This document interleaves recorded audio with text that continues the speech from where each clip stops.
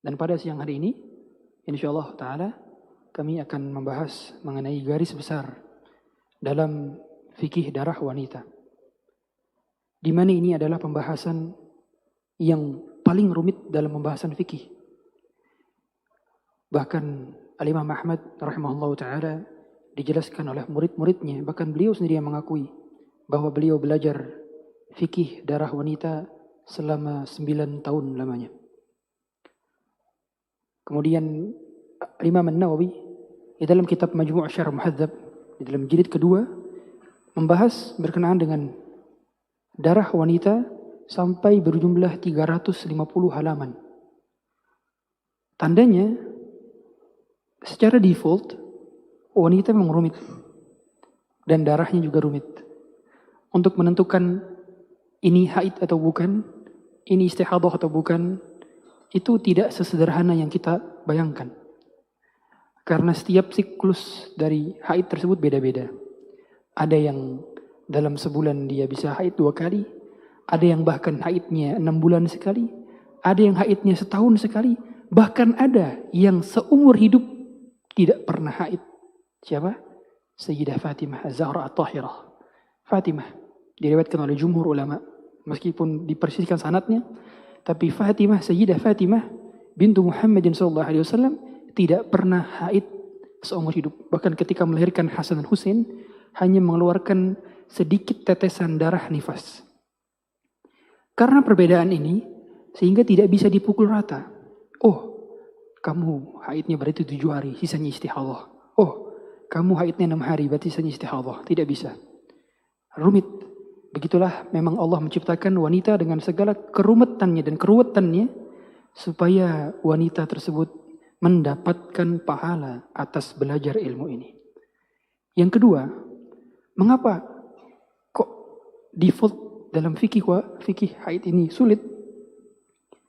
Untuk kita mengetahui bahwa memang untuk memahami wanita itu tidak semudah yang kita pikirkan. Jawabnya mau makan ayam bakar, mau ayam makan bebek, mau makan daging, bisa multi tafsir maknanya, terserah itu.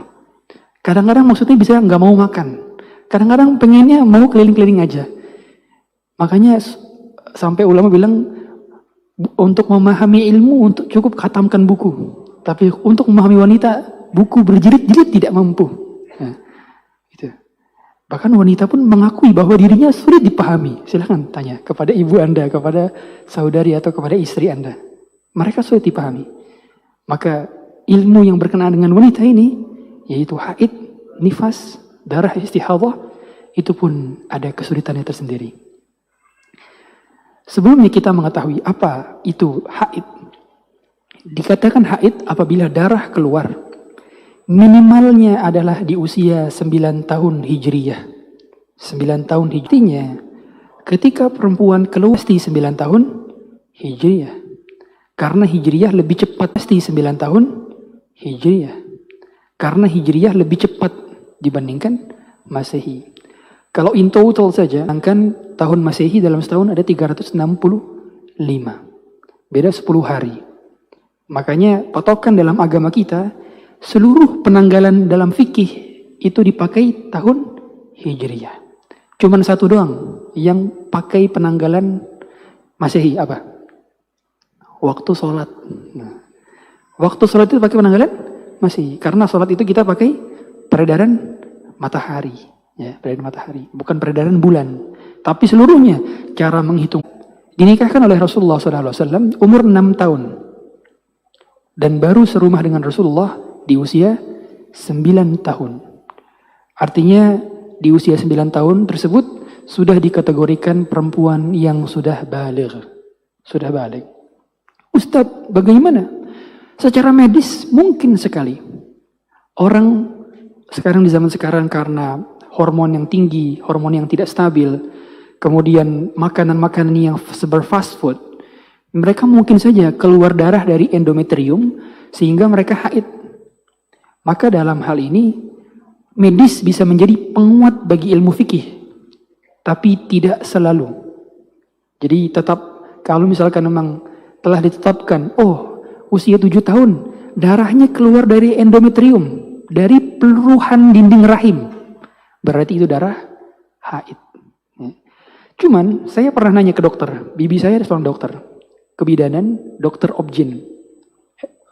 Kata beliau, cara mengetahui sumber darah keluar itu nggak cuman ngelihat tetesan darah, nggak bisa. Tapi harus di pap smear. Nah, itu. Kalau di pap smear itu seperti orang yang sedang keguguran, mohon maaf sekali, dikedalamin dan dilihat sumbernya melalui hasil lab. Dan itu rumit. Sehingga patokannya yang dianggap menstruasi menurut medis belum tentu dianggap haid menurut fikih. Nah, ini yang menjadi catatan. Jadi kalau dokter bilang, oh ini menstruasi bu, ini menstruasi ya kak, itu belum tentu haid secara fikih. Belum tentu. Ini penting sekali bagi bapak-bapak di sini, penting. Karena banyak sekali masuk pertanyaan ke saya, siklus haidnya nggak benar. Kemudian biasanya gara-gara minum pil KB. Jadi nggak benar siklusnya. Maka penting untuk kita mengetahui ilmu ini supaya nanti istri Anda, ibu Anda, kakak adik Anda nggak perlu nanya ke ustadz, tapi nanya ke antum. Karena laki-laki tentu pemahamannya lebih cepat dibandingkan wanita. Gitu. Tujuannya seperti itu. Batas usia minimal 9 tahun Hijriah. Batas maksimal berapa Ustaz? Batas maksimalnya menurut jumhur ulama adalah 50 tahun. 50 tahun. Sehingga wanita yang keluar darah di usia 51 tahun itu kategorinya bukan darah haid, tapi darah istihadah atau darah penyakit. Kalau dalam sisi medis, darah haid adalah darah hasil peluruhan dinding rahim yang berasal dari endometrium. Rahim itu endometrium bahasa medisnya. Bukan dari serviks, bukan dari urat, bukan dari bagian organ, farj wanita lainnya. Sehingga dalam hal ini, wanita yang keluar darahnya di usia 49 tahun, 354 hari Hijriyah, maka dianggap masih haid menurut jumhur ulama. Tapi menurut fikih, kalau menurut mazhab Syafi'i diantaranya, kalau wanita itu tidak ada batas usia dikatakan dia haid. Jadi kalau menurut mazhab Syafi'i, selama wanita tersebut masih hidup, maka ketika keluar darah dianggap haid. Kalau minimal darahnya 1 hari 1 malam. 24 jam. Kalau dalam mazhab Syafi'i. Tapi jumhur ulama mengatakan batas usianya adalah 50 tahun. Mazhab Hambali, mazhab Hanafi, mazhab Maliki. Itu 50 tahun. Dan menurut medis, ini saya berusaha mengkomparasikan antara ilmu fikih dengan ilmu medis. Sehingga ilmu medis tersebut bisa menjadi penguat bagi ilmu fikih dan relevan untuk bisa kita konsumsi sebagai landasan hukum. Dalam ilmu medis, ternyata seorang sebelum di usia 50 tahun, di usia 36 tahun, 35 tahun, itu sudah memungkinkan dia tidak lagi mengeluarkan darah haid. Biasanya ada kasus pengangkatan rahim, kita tahu ya. Biasanya dia udah nggak punya rahim lagi, diangkat. Maka bisa jadi pada usia 30-an dia sudah tidak haid lagi. Karena rahimnya sudah diangkat. Jadi kalau darah keluar lagi, otomatis bukan darah haid, tapi darah istihadah. Gitu. Jadi memang ada kaitannya dalam ilmu medis dengan ilmu fikih. Makanya kalau untuk menentukan, saya sholat apa enggak? Nanyanya bukan ke dokter, ke ustadz nanyanya. Karena untuk menentukan haid atau tidak, hitung-hitungannya pakai dalil, pakai ilmu fikih, bukan ke dokter. Dokter itu ditadangi kalau untuk ditanya, dok, penyebab darah saya tidak berhenti-henti selama 2 bulan berturut-turut apa dok? Nanya ke dokter. Dok, bagaimana solusinya supaya darah saya berhenti, siklus haid saya normal? Oh, solusinya begini. Nah, itu baru ke dokter. Tapi kalau nanya, dok saya sudah sholat atau belum? Bukan ke dokter, tapi ke ustadz. Nah, mengapa demikian? Karena di zaman Nabi udah ada dokter, udah ada, ahli tabib itu udah ada. Tapi para sahabiat nanya kepada Rasulullah, ya Rasulullah, Afa'ada'us shalah, apakah saya meninggalkan sholat gara-gara darah keluar terus? Kata Rasulullah, la, walakin da'is salatil ayyamal qadr allati kunti tahidina fiha. Gitu hadis Rasulullah kepada Fatimah bintu Abi Habsy. Jadi di sini patokan kita sholat atau tidak ketika haid itu adalah dari ahli fikih. Patokannya ilmu fikih haid. Nah, ilmu fikih darah wanita. Makanya kemarin sempat ada beberapa dokter yang nanya ke saya, bagaimana mengkompromikan antara pendapat medis dengan pendapat ustadz atau pendapat ahli fikih mengenai ini. Begitu. Dalam hal ini, hukum mempelajari ilmu haid adalah fardu ain bagi wanita. Jadi kalau wanita ada yang tidak paham fikih haid, maka dia berdosa sepanjang hidupnya. Kok bisa berdosa, Ustaz? Karena ketentuan haid ini bukan hanya sekedar keluar darah, berhenti darah, bukan. Bukan. Ini implikasinya kepada hal-hal di luar haid lainnya. Contoh, untuk mengukur perempuan itu boleh nikah lagi selepas diceraikan oleh suaminya, mengukur pakai apa? Pakai haid 3 kali atau suci 3 kali. Ya kan? Salah satu kuru, 3 kuru.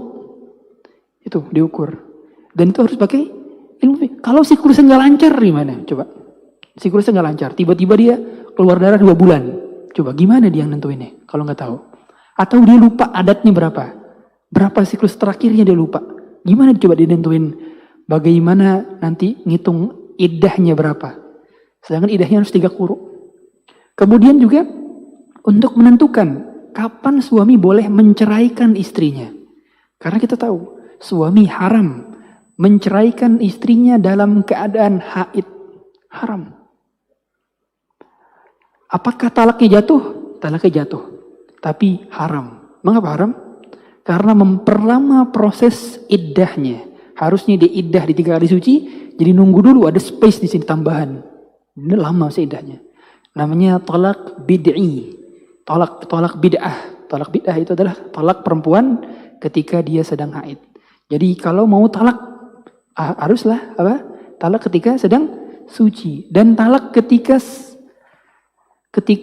belum digauli. Jadi kalau udah beres suci, digauli nih. Tapi sudah talak haram talaknya. Talaknya haram. Ya.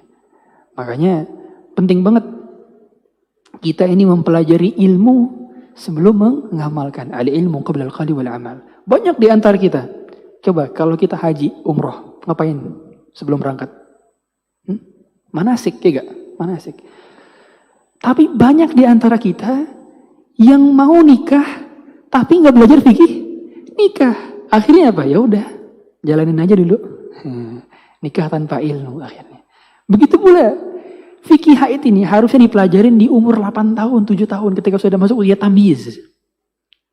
Makanya saya bilang sex education dalam agama kita itu dipelajarin. Cuman dengan bahasa yang sopan dan santun, beradab dan mulia. Jadi agama kita itu selalu berada dalam pertengahan. Tidak ekstrim kanan, tidak ekstrim kiri. Ada sebagian orang yang sangat-sangat tabu bicara masalah, mohon maaf, air yang keluar dari farj wanita ataupun laki-laki. Jadi nggak pernah tahu apa itu madhi, apa itu mani, apa itu wadi. Bingung cara menentukannya gimana. Sebagian lagi ada kelompok yang ekstrim membahas ini. Mereka membahas sex education dengan bahasa-bahasa vulgar. Bahasa-bahasa yang tanda kutip di majelis yang tidak beradab dibahasnya. Maka agama kita tidak. Agama kita membahas sex education, diajarin betul-betul cara bagaimana ketika bersuci setelah menstruasi, bagaimana kita berhubungan dengan pasangan suami istri yang beradab, bagaimana hal-hal yang berkaitan dengan sex education dibahas dalam Islam. Makanya dahulu Ali bin Abi Thalib itu sempat ingin bertanya kan. Kata Ali, kuntu rajulan madza'a. Aku itu adalah orang yang suka keluar air madhi. Fastahyaitu an as'ala Rasulullah sallallahu alaihi wasallam. Aku malu bertanya kepada Rasulullah. Fa amartu al-Miqdad bin Aswad an yas'ala Rasulullah. Aku nyuruh Miqdad bin Aswad untuk nanya ke Rasulullah. Jadi budaya jahiliyah itu tabu berbicara masalah sex education, budaya jahiliyah. Maka di zaman Rasulullah, ketika Rasulullah hadir, maka Rasulullah punya kaidah. Innallaha la yastahi minal haqq. Sesungguhnya Allah tidak malu untuk berbicara tentang kebenaran. Makanya pada saat itu, sahabiat, kemudian sahabat, itu kalau hal-hal yang berkaitan dengan dengan sex education, nanya ke Rasulullah. Ya. Oleh karenanya, dalam agama kita tidak tabu berbicara masalah ini, tapi sekaligus kita berhati-hati dan beradab dalam berbicara masalah seperti ini. Banyak sekali, coba kita lihat, kalangan kaum muslimin di zaman sekarang. Anak-anak tersebut tidak diajarin bagaimana sikap dan awal-awal ketika menstruasi. Apakah mereka tahu? Nggak tahu. Taunya dari mana? Dari YouTube. Bahkan na'udzubillah, mereka mengkonsumsi pornografi dari sosial media, dari akun-akun yang tidak bertanggung jawab.